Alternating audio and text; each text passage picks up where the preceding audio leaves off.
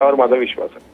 मेहबूब शेख, जयंत पाटील एकतर राष्ट्रवादीत जातील किंवा भाजपत जातील अशा चर्चा गेल्या काही दिवसांपासून सुरू आहेत। विधानसभा निवडणुकांपासून ही चर्चा आणखी जोर धरली आहे। असं आहे की त्यांच्या नावाची संस्थेने चर्चा घडवली जाते, आमचा पक्ष कधी मर्ज होईल अशी चर्चा घडवली जाते, आम्ही भाजपसोबत जाऊ अशी चर्चा घडवली जाते आणि 2014 पासून घडवली जाते। मला एवढंच आपल्याला खात्रीनं सांगायचं की जयंत पाटील साहेब हे शरद पवार साहेबांसोबत आहेत, ते विचारांना सोबत आहेत आणि ते शरद पवार साहेबांच्या सोबतच राहतील। मिटकरीजी, जयंत पाटील आणि रोहित पवार यांच्यामधला सुप्त संघर्ष यासाठी कारणीभूत आहे असं तुम्हाला वाटतं का? अख्ख्या महाराष्ट्राला तो सुप्त संघर्ष माहित आहे आणि त्याच्यावर आता काय, मी शेवटी राष्ट्रवादी काँग्रेस पक्षाचा एक कार्यकर्ता आहे, त्यांच्या पक्षात काय चालतं, कोणाकोणाचा संघर्ष आहे हे सगळं महाराष्ट्राला माहित आहे, मला त्यात पडायचं पण नाही।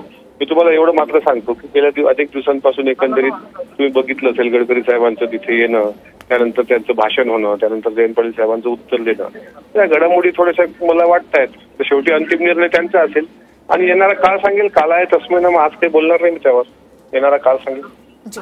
धन्यवाद मिटकरीजी आणि मेहबूब शेख तुमचे। तर मध्यरात्री बावनकुळेंच्या बंगल्यावर 1 तास जयंत पाटील यांची भेट झाल्याची माहिती मिळते। जयंत पाटील आणि बावनकुळे यांच्यामध्ये रात्री 1